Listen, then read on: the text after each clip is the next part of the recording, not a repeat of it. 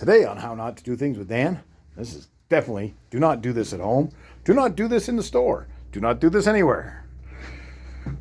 The poor girl at the store didn't get the lid quite on tight enough to begin with, but I'll start at the beginning of the story. So we're looking for a Plum Crazy.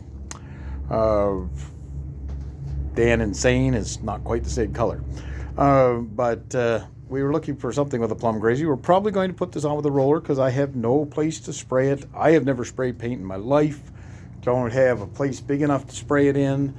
Don't know anybody at the moment that has a place that they'll let me spray it in or spray it for me or any of those kind of things. I mean, I'm going to do all the prep work and everything to basically be, if I found somebody that would let me whip it in their shop, masking tape and paper, and all they got to do is come in, spray 2 or 3 coats. But we'll probably end up going with a roller. So, all that being said, I had 3/4 of a gallon of red paint. This red paint right here, International Red by Krylon, and for agricultural implement paint. If you can read through there, which you can't, there's some white, which might be a little bit easier to read. Look at that, got it all over my fingers. Anyways, I will now grab the rag that has paint on it. Wipe more paint on my fingers. Yes, farm implement paint. So, with this red, I dumped enough out so that I had just about half a gallon. This is close enough to what we're going to paint match with later on, as if we're ever going to paint match it. Half a gallon. Half a gallon, I added 1 quart of Ford Blue.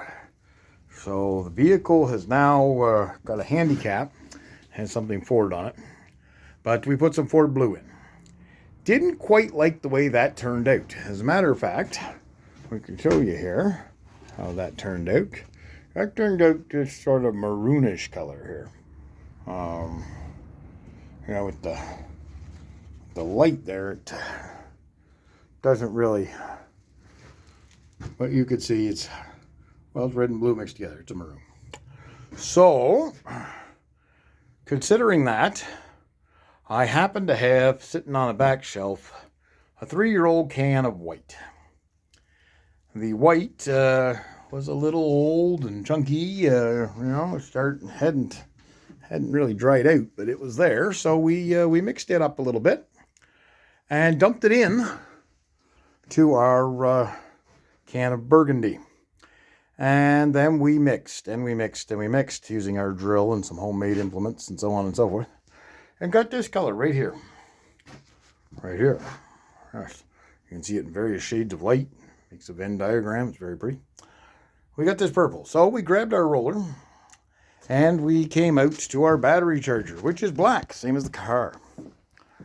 And we put some on battery charger.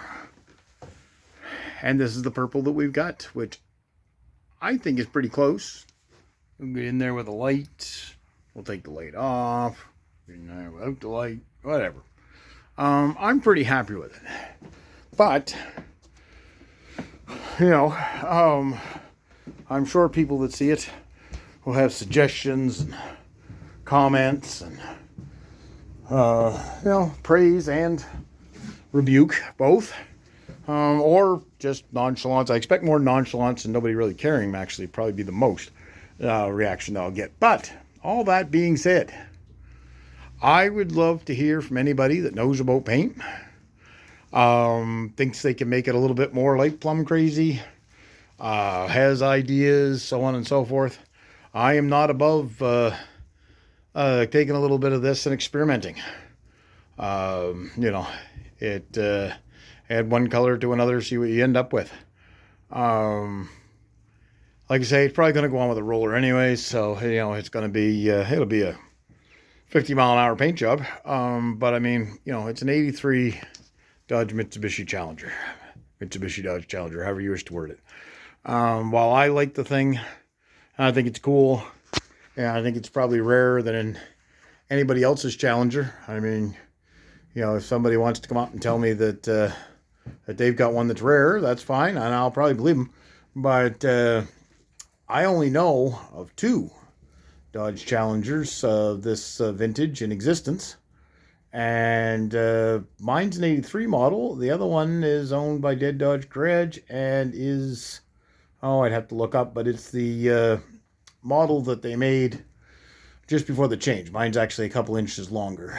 So yeah, there's one of each model in existence, and that's it. I found a couple of Plymouth Saparos, Plymouth version, but you know, they're not Dodge. But still, that's four. I mean, you could find lots of Dodge Challengers. First generation and third generation. Second generation ones, pretty rare. But it's not going to be worth anything to anybody but me. So I'm not really worried about a panoramic view of the garage and the disaster that I have created recently. I'm not particularly worried about what it turns out like. Just for an example here, I guess we can do a match. I've got some purple right here that I've used inside, or planning on using inside for wiring. It's a little brighter. You know, maybe we need to lighten it up a little bit more. Do we need to add some yellow? Not sure. But don't really want to buy a whole quart of yellow just to add, like, you know, a cup. So we'll see. Any ideas, thoughts, suggestions, ridicule, rebuke, feel free to comment in the comments. Love to know what people think. I took the side rails off. Like, sprinkling a bit out here, but we'll get a look at things anyways, just because I love looking at this car. And gee, we got a part right there, a body fill's falling off, so we got to sand that up. But I mean, I took the strip off the side. It just looks so much better, I think. Got rid of that protector strip or whatever they want to call it that looked exactly like a 1984 Dodge pickup. And you know, it sits up bigger in the back, those big meats on it at the white letter tires. Every time I see this car, I just smile. It makes me happy. And the tires out front, it's yeah, it's a good looking car. Let me know what you think about the paint, people. I really appreciate any input.